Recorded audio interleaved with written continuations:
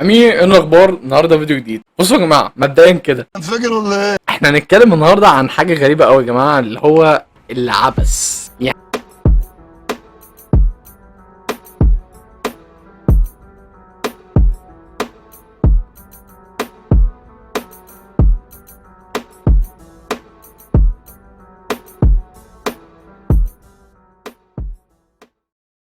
يعني ايه عبث اصلا؟ نبدا بقى واحده واحده، تمام؟ عشان للاسف انا بلاقي تعليقات كده في القناه للاسف بتحزني، بتخليني ان انا اتضايق، اللي هو يا جماعه انتوا مش عارفين يعني ايه عبث؟ ينفع كده يا شباب؟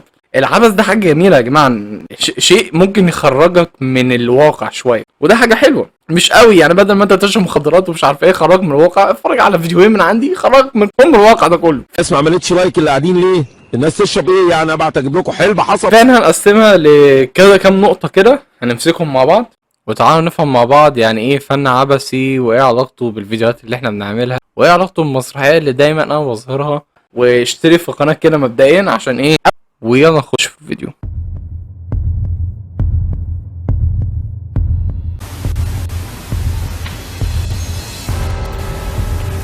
And we?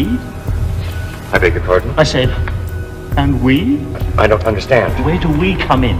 Come in. Take your time. Come in. On our hands and knees. الفصل الاول في هذا الفيديو، ايه علاقة العبث بالفن؟ اثر يا وديع. يعني ايه بقى فن عبثي؟ الفن العبثي ده يا جماعه ممكن تشوفوه في لوحه، ممكن تشوفوه في فيلم، ممكن تشوفوه في مسرحيه، فهو فن يعني ملموس شويه، هو منشق يعني من فن تاني اللي هو فن الدادي وفن السريالي. كأن عندنا كده مثلث، فن الدادي لفن عبثي وفن سريالي. احنا بقى في نص المثلث ده. شوفوا ازاي. احنا مش داخلين في العبث قوي، واحنا ممكن نعمل كام فيديو كده بنشرح مع بعض ايه هو الداديه وايه هي السرياليه. مش سألتني السؤال؟ لا بس اجاوب بقى سيادتك. طبعا. ثلاثيه فيديوهات ممكن نعملها في مستقبل قريب.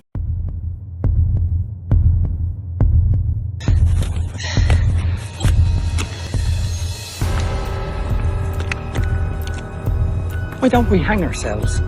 With what? You haven't got a bit of rope? No. Then we can't.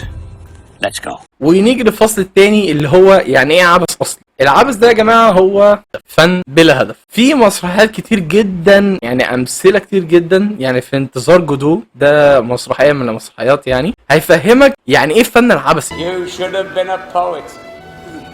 Oh, I was, isn't that obvious? عجبتك؟ بضحك على نكتة أولانية. في قناه وبهجت صابر هيتصل بيك شخصيا. الو.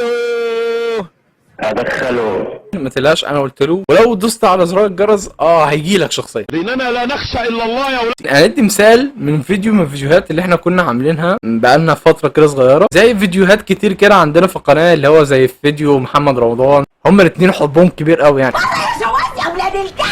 انا بسمع عن المخرج يجيب واحده قاعده على الحجر، تمام، وتقعد تاكله في موز والجو ده. يخرب بيت امك يا بنت انت عندك فيديو تاني زي اسكندريه ليه، وعندك فيديوهات تانية كتير. بس المهم اللي انا بتكلم فيها دي، تدخل الفيديو عايز توصل لاجابه سؤال، انا بخرجك من غير ما اجاوب على اجابه السؤال برضه. يعني السؤال لسه ما جاوبتش عليه، بس انا سحلتك معايا، يعني احنا مسحولين مع بعض في قصه وفي الاخر مفيش اجابه. ده الفن العبثي، ان انا عايز اوصل لك رساله وفي نفس الوقت مش هوصلها لك برضه عشان انا سحلتك في حاجه تانية، والرساله دي ولا انا ولا انت عارفينها. شو رأيك بفكرتنا؟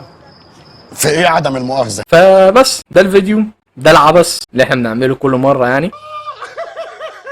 بس انا حاولت انا اعمل الفيديو ده عشان افهم الناس يعني ايه عبث اصلا. اعمل لايك واشتراك في القناه طبعا مبدئيا كده عشان نخلص، نبدا بقى نوصل لل1000 بقى مستريح. اخرس يا ابن